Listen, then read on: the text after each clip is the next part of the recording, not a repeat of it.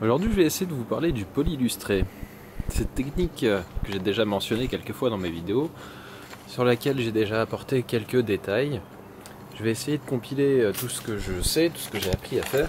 Alors c'est pas la méthode ultime, il y en a d'ailleurs qui ont probablement des méthodes bien plus efficaces que les miennes, mais bon, celle-ci c'est celle que j'utilise et celle qui fonctionne pour moi. Alors déjà, comment reconnaître les peintures ou les vernis qui auraient besoin d'un poly illustré? Je pense que ça vous le savez. Elles sont pas très brillantes en général. Là on en a un échantillon. D'ailleurs on a un passage de peinture qui est assez délimité là, puisque je suis passé en plusieurs fois pour corriger des défauts. J'avais prévu donc de faire ce poly illustré, puisque de toute façon, en même temps j'avais plus le choix. Et donc ce qu'on va vouloir, c'est retirer toute cette granularité qu'on voit ici, et qu'on entend d'ailleurs quand on passe la main, c'est rêche, et on entend bien la friction. Alors que sur une zone qui a été déjà bien lustrée, on n'entend quasiment rien. Donc c'est soit ça, soit votre peinture extrêmement sale. Mais bon, là donc c'est bien cet aspect granuleux qui donne cet effet, et on va essayer de s'en débarrasser. Alors, dans poly illustré, il y a poly, et donc en fait ça consiste à poncer la surface pour l'aplanir totalement et se débarrasser de cet effet de peau d'orange. Et donc en fait le grain que vous allez prendre pour commencer dépendra de l'intensité, disons, de cette granularité. Donc plus vous avez des creux et un effet de vague important, et plus vous allez devoir prendre un papier au gros grain. Je pense que le plus petit que vous pourriez prendre, ça doit être du 400 ou du 600 pour vraiment quelque chose de radical. Dans mon cas ici, je pourrais commencer au 800. Et donc l'intérêt, c'est de monter progressivement à des grains plus fins. Donc dans mon cas, en partant du 800, il faudrait que je repasse ensuite au 1200, au 2000, voire au 2500, 3000 si j'en ai, mais c'est pas vraiment indispensable. Alors ça peut se faire avec plusieurs outils, donc soit par la méthode du wet sanding. Donc c'est une méthode souvent à la main, qui permet d'utiliser du papier et de l'eau pour faire le même travail que la ponceuse. Moi, vu la surface de travail, je vais quand même utiliser la machine, donc je vais faire ça à sec.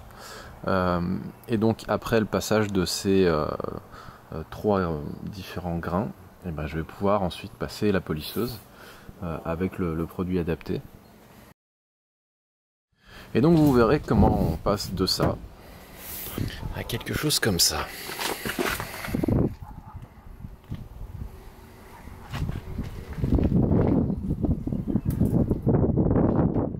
D'ailleurs, je vais même pouvoir en profiter pour vous montrer qu'avec cette technique, on peut venir à bout de ce genre de petites couleurs là, parce que je suis un peu le spécialiste quand je peins avec du matériel inadapté.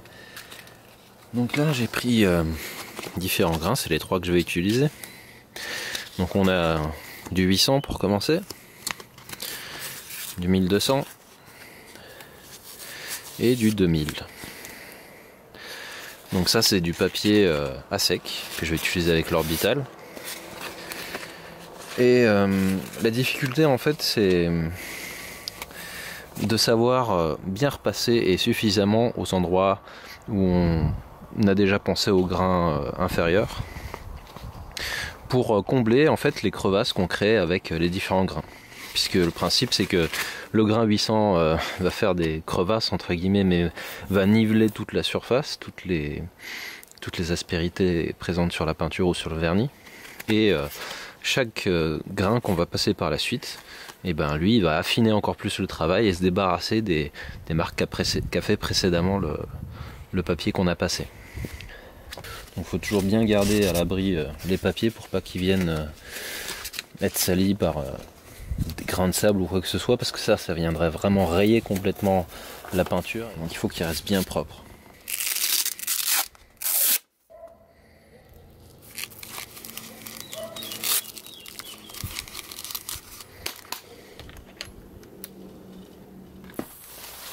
On va se poser une petite délimitation comme ça, on verra mieux la différence.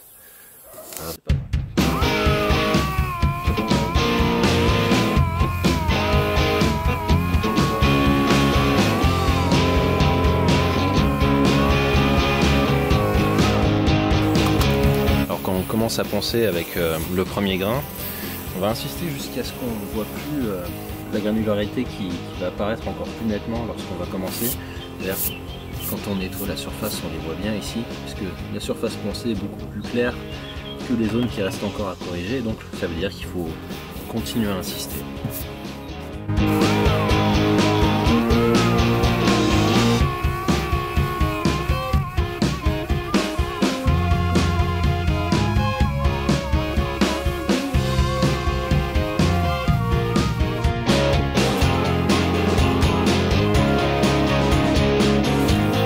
Super attention lorsqu'on a des arêtes, ici, là, ici, de pas trop insister là-dessus parce que on attaque très fort en fait ces endroits-là, parce que la ponceuse porte sur une surface très limitée et donc elle va arracher beaucoup de matière. Donc on y passe très peu de temps là-dessus.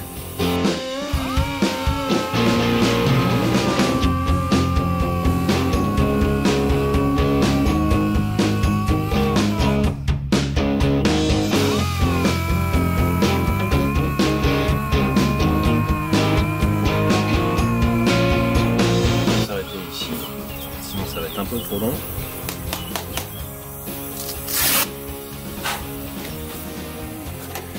On va passer au grain 1200 maintenant.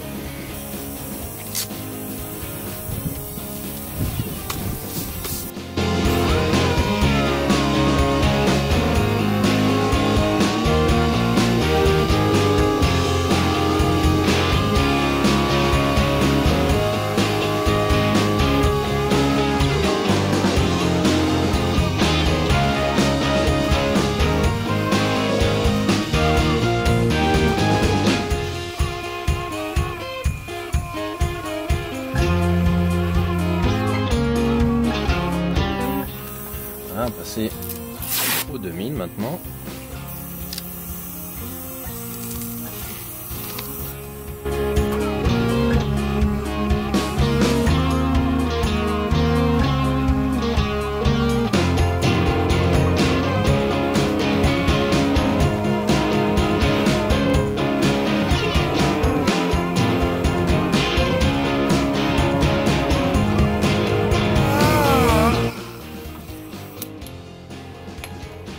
Pêche dans le compresseur, mais normalement ça devrait suffire. Alors on peut passer un petit coup de soufflette ou de chiffon, dépendant de ce que vous avez à disposition, pour retirer toute la poussière, sinon vous allez vite saturer le pad de lustrage ou de polissage que vous allez utiliser après.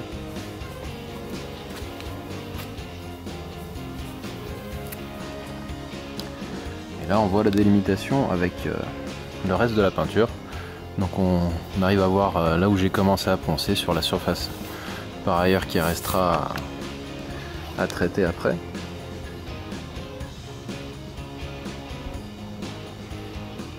Donc on va passer notre machine pour polir sur cette surface là, et puis on devra obtenir un effet miroir qui devrait être pas trop mal. Donc ici j'ai la machine que je vais utiliser, c'est une orbitale dual action comme ils disent, donc ça veut dire que le disque tourne et lui-même il est excentré sur une autre section qui elle-même tourne aussi, donc ça fait que on voit ici, on a un travail qui nécessite moins de vitesse, moins d'effort pour le même résultat. Et c'est moins risqué de travailler avec ces machines en fait. Si vous n'avez pas d'expérience, c'est mieux de commencer avec ça. En fait, c'est un peu comme une ponceuse finalement, mais seulement c'est un grain extrêmement fin, on va dire. Et donc dans la catégorie des pads pour les polisseuses, celui-là il est assez agressif, on peut le sentir au doigt, il est assez rêche. Et un disque pour les finitions ensuite lui sera beaucoup plus doux. Donc pour utiliser ça, j'ai ce produit. Voilà, c'est pas forcément une référence, mais il fonctionne pas mal. Par contre j'en ai presque plus, mais ça devrait suffire pour la démonstration. Voilà. J'en mets un petit peu ici, ça part la surface. D'ailleurs j'en ai mis peut-être un peu trop, mais c'est pas très grave. Donc je vais commencer en étalant le produit et puis après on va attaquer à plus grande vitesse.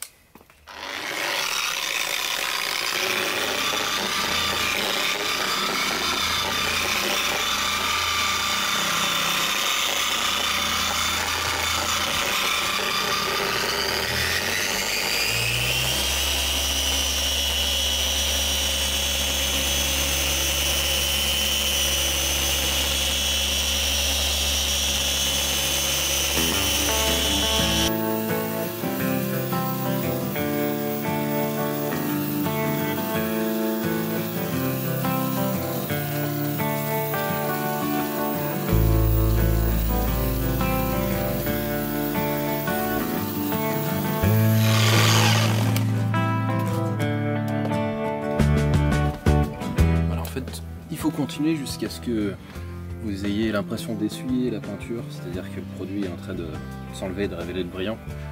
Sinon c'est un peu du gaspillage, donc autant utiliser le produit jusqu'au bout. Mais pour finir, on va quand même passer un coup de chiffon, un coup de microfibre.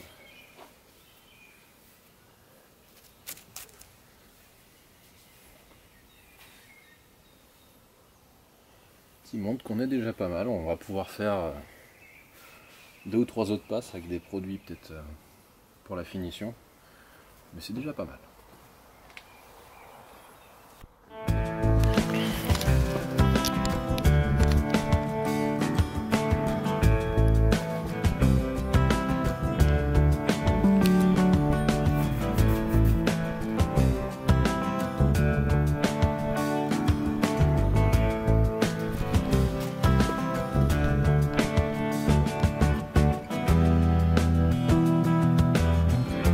Alors comme ma petite photo du 1er avril n'en avait pas convaincu beaucoup, ça ne doit être une surprise pour personne de voir que la Caprice est bien restée blanche, enfin bleue. Je vous remercie d'avoir regardé cette petite vidéo qui m'a semblé judicieux de vous proposer compte tenu des nombreuses questions posées à la suite de la vidéo de peinture sur la 330 Ci. J'en profite aussi pour remercier tous les généreux donateurs Tipeee et plus généralement tous ceux qui me soutiennent, même discrètement. Allez, faut que je retourne poncer, la prochaine vidéo consacrée à la Caprice ne va pas se faire toute seule. Ciao!